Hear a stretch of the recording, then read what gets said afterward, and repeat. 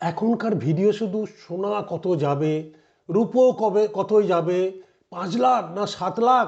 এই যে আমাদের মতো মানুষগুলোকে বলছেন জিও পলিটিক্সটাও একটু দেখুন। আজকে সোনার দাম কেন বেড়েছে 2022-এর পর থেকে? কারণ রাশিয়া যেসব ট্রেড করার জন্য মানে বৈদেশিক বাণিজ্য মানে ইন্টারন্যাশনাল বৈদেশিক মুদ্রা বর্তমানে এখনো ডলার। সব দেশের সেন্ট্রাল ব্যাংক যারা রপ্তানি করে ডলার স্টোর করে রেখে দেয়, কারণ ডলারে পেমেন্ট করতে হয়। আর 2022-এ রাশিয়া ইউক্রেনের যুদ্ধের সময় আমেরিকা হঠাৎ করে রাশিয়ার কাছে যে ডলারগুলো ছিল বললো ওই ডলারের আর কোনো ভ্যালু নেই।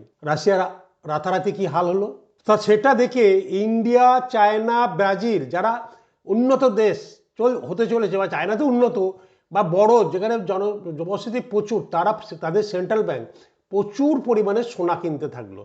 কারণ সোনা এমন একটা দুষ্প্রাপ্য সম্পদ, আপনি জানেন, সেই জন্য সব থেকে সোনার দাম হুড় করে বাড়তে চললো এবং রাশিয়াও সোনা কিনতে থাকলো, কারণ ডলারকে ইনভ্যালিড করে দিয়েছে আমেরিকা। বলছে এই ডলারের কোনো মূল্য নেই, মানে রাশিয়া যার সঙ্গেই ব্যবসা করবে তাহলে আর ডলারের কোনো ভ্যালু নেই। তার মানে বাকি উন্নয়নশীল দেশগুলোও ভয় পেয়ে গেল।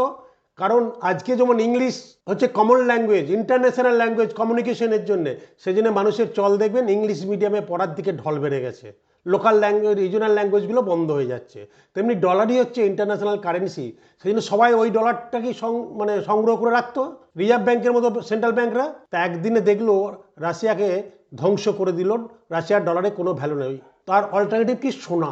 সোনার দুষ্প্রাপ্য, সবাই সোনা কিনতে হবে, সোনার দাম বেড়ে গেল।